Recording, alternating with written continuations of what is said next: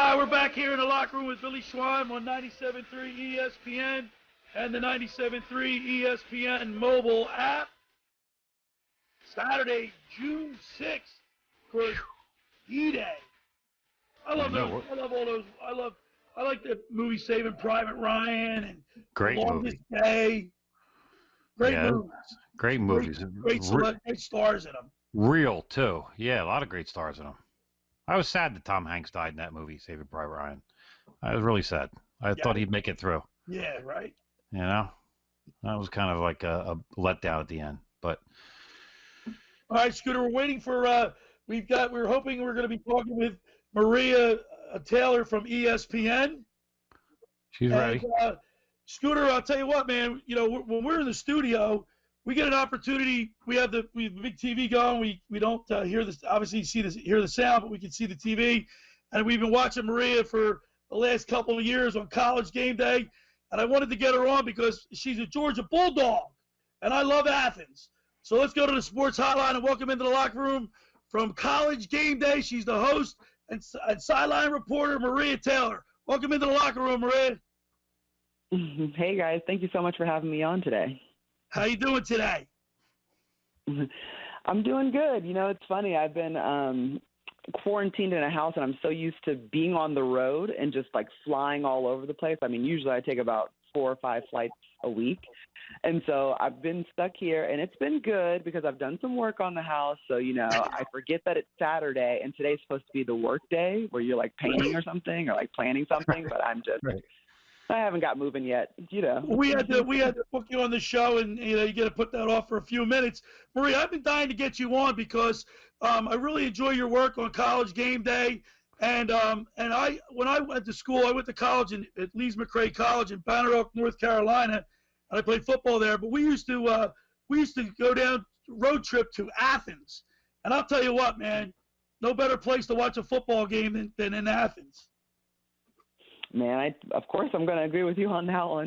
We call it the classic city, and it's just classical. Like you go down, we have a street called Broad Street, and it's just a number of bars, pubs, restaurants. You can sit outside. We have the theater, or the Georgia Theater, where you could go and watch a show, and we have a lot of live music. And so it's not something you would expect, I think, from a college town, but we have a lot of things that are in major cities, I feel like. And then we also have, a 100,000 person stadium that you can go watch the game in, and an incredible tailgating environment as well. But it's just a beautiful city to actually go to school in. But my mom's from Athens, Georgia. Like I actually kind of grew up in that area, going there to visit my great grandma and being in that town. So special affinity to Athens. And of course, Maria, you played volleyball, great volleyball player for Georgia. And Maria, let me ask you, how has your athletic background help you be a great sideline reporter / host? I think it's everything. I mean, I wouldn't have been able to break into TV if not for volleyball, because the very first thing I did on television was working for a Comcast regional network, Comcast Sports South, and I did an Alabama volleyball match, and I really learned how to become confident covering the sport that I loved, and also learn TV through that. And that kind of took me into doing high school football, and that grew me into doing college football. So I owe everything to being a college athlete. And then also I think, going to a Division I school like Georgia, you're in the SEC, when opportunities come up like the SEC network, a big part of that was because I played at Georgia, and I understand that, and I'm thankful for that, but it prepared me in so many ways. And then just being competitive and always knowing that you need reps, and being okay with staying up late or working just a little bit harder because you want your performance to be on par. That's kind of how athletes are built, and it's just informed everything about me in my career. We're talking with Maria Taylor of College Gameday, ESPN host and sideline reporter. And Maria, you look like you're having tons of fun on the set at College Gameday. How much fun are you having? It's incredible to travel the nation with 5 of my best guy friends, and I'm hanging out with David Pollock. He went to Georgia. We were actually, I think we just missed each other by a year. It's so much fun. And then I always tell people, who gets to go to work every day and get cheered for just for doing their job? On game day, we have fans that are there cheering because we're there. So, it's extraordinary, but imagine being an accountant and like you get your debits and credits right and someone just jumps up with a sign behind you and they're just like, yay, you did it. And so that's the cool thing about our job too. And being the energy that you're constantly being able to feel, like we have a great time. I mean, we work hard and our studio, our production, they work so hard to set those sets up and get our cameras right and make sure we have these great, flawless shows. But at the end of the day, we are all really a family. That's good. Hey, Maria, it's Scotty McKay here. I'll tell you what, I got to first say that it's nice to have a nice, soothing voice on the air here because we have to listen to Billy every day, and it's painful at times. So it's nice to have a nice, soothing voice. I got that raspy voice, Maria. Yeah. Yeah, I do. Obviously, we know that you're big with the college game day, and you've been an analyst for both women and men's basketball and volleyball. Is there a sport that you're striving to push yourself towards? Is there something you want to do? Do you want to go to pro sports, pro football? Is there some way that you want to work your way up to? Good question. I ask myself that a lot, and really the last sport or like the last frontier for me was definitely the NBA. And this was my first year being able to work in it, and I've like thoroughly enjoyed it, like loved being a part of it. And I don't know why, like I've just loved college football to the point where I hadn't thought about the NFL. Like obviously if I was asked to do that role, like I would take it open arms and enjoy it and love being a part of that. But I've just always had such an affinity to college football. And I think that is because, going to Georgia and growing up in the South, like that is your core. But right. Yeah, working in the NBA now, like that's certainly what I've always wanted to do. But other than that, there's no other sport that's like pulling on my heartstrings. Like I have to get involved to really want to do it. We're talking with Maria Taylor of College Game Day, ESPN, host and analyst, and another reason why I wanted you on, I really enjoyed your work with the draft. I think you did an excellent job, illustrating some of the stories that you brought to light. Really emotional. You did an excellent job with that. That had to be special for you. Yeah, the drafts and NBA and NFL are two of my favorite nights that I get to work, honestly, because for the NFL, you're covering these players for 4 years, 3 to 4 years, and you're getting to know their parents. I know their families. I know their backgrounds. I know what they've been through. I know how difficult it was when they were told they were going to redshirt. And I know when their coach realized that they were turning a corner or what they did when they turned that corner. And so to see them on draft night and hear from them and like see those tears and that genuine joy or watch them hug their mom, like that means everything. Like that's a part of I get to be a part of a small part of their journey from, the struggles sometimes of their backgrounds to where they make it to, or just even realizing a dream that you've had your entire life. Like not everyone gets to do that, and we get to document it. So for sure, those are my absolute favorite moments. Like I would not miss a draft because I love them so much. It's an exciting time. It's not like a game where you're really tight and you're trying to figure out, like, are we going to win? Are we going to lose? Like that day when you're getting drafted, like you're just a winner. Like you just everybody's a winner.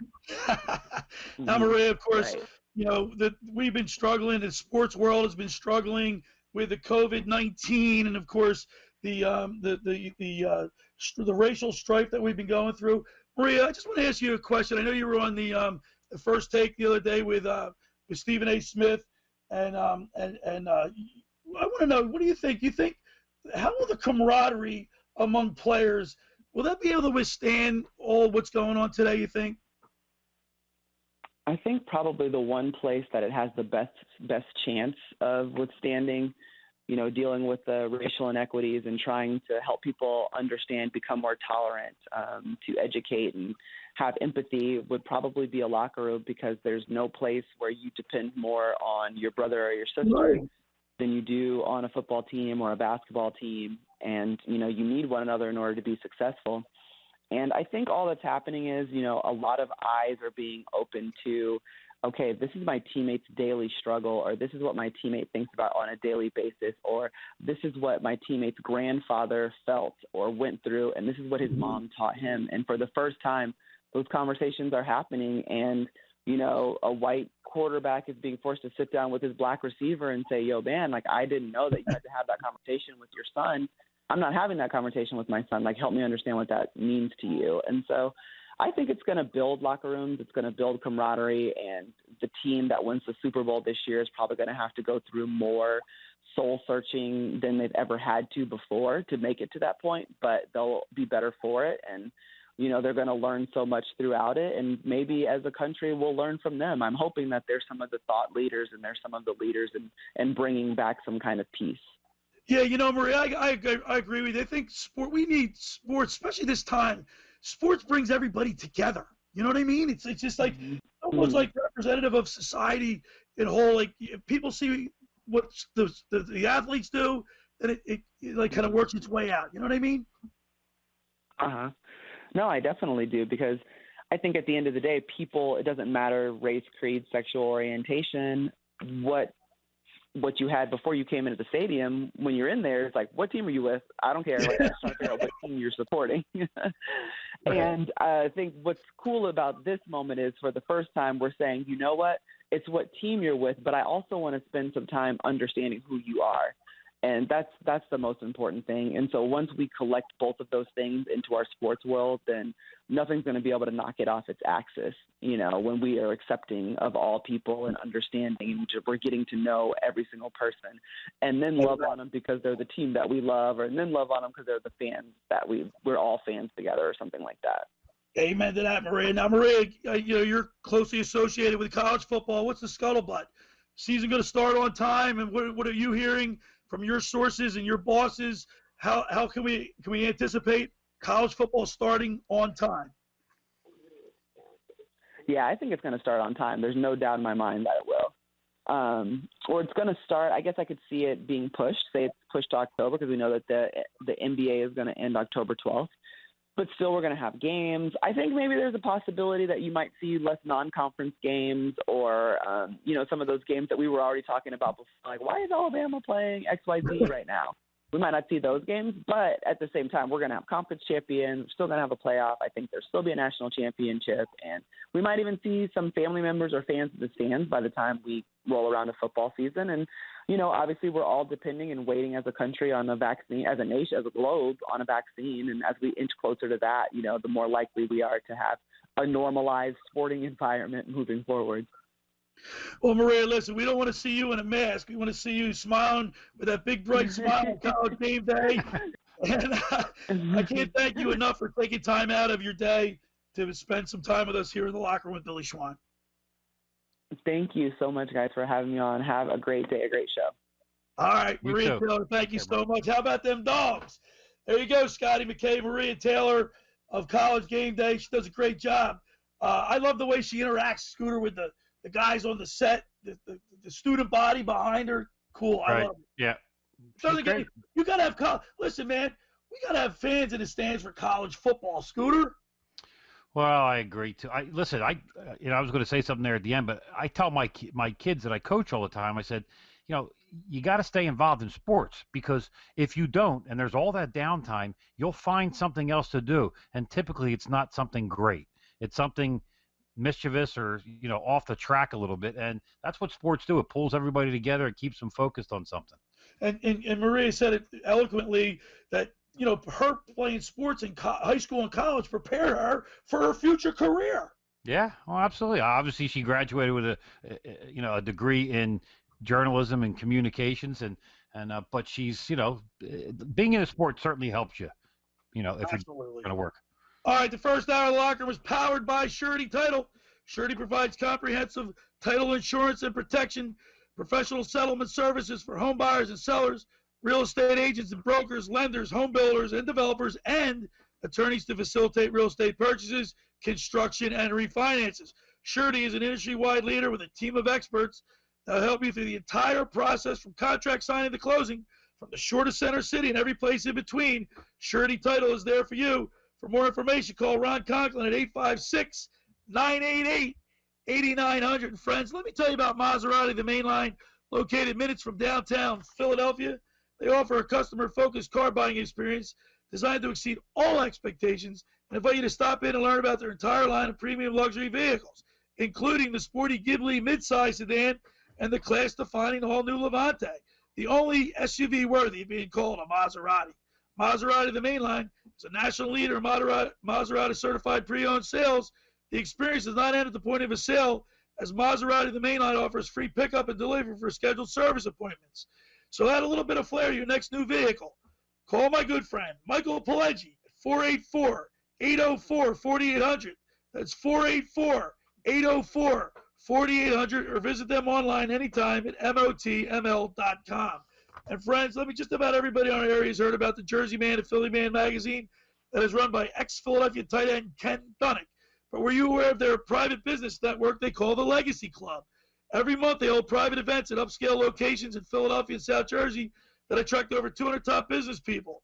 If you have an interest in attending one of these events and see it's a fit for your business, send an email to ken@jerseymanmagazine.com or call him at 856-912-4007 for more information.